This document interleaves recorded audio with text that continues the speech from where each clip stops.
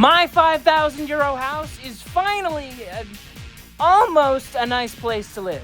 The day started with an anticipated delivery of the kitchen, which is going to go in the basement. My neighbor Patrick and I loaded up every last piece in a trailer and started to drive it up the trail. But the mud was terrible, so we had some difficulties. That is a bra moment.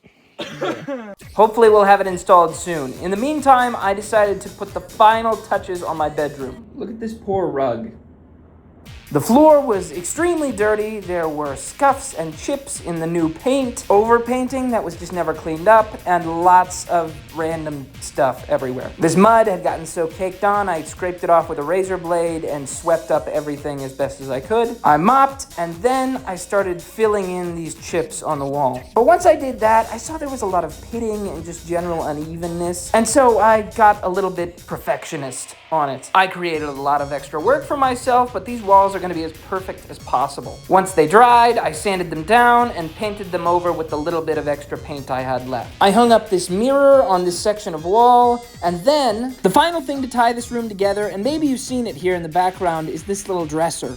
Because this is such a small room, I keep clothes in it, and food for myself, and food for the cat, which is why he comes up to me every time I try to open it. I found it in exactly the style and dimensions I wanted on Favi. It's a furniture and home products search engine. They save you time by combining a bunch of different furniture from a bunch of different websites into one place. I didn't just get the dresser, I actually got these chairs too. They came from completely different manufacturers, but I found them both on Favi. Thanks to them for being a sponsor. Now for the ultimate reveal.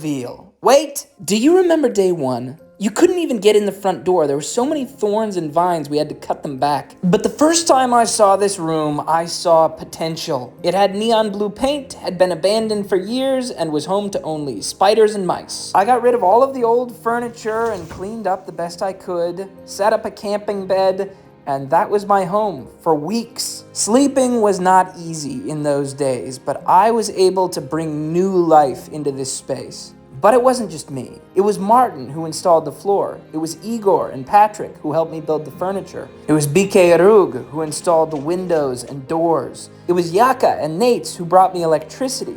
It was Alan who helped me do some remodeling and plastering. It was Daria who painted this beautiful artwork, and Hisense who installed the air conditioning. And many other neighbors, sponsors, and viewers who have supported me through all of this process. I can finally say that this room is done. No more construction, no more remodeling. It is finished.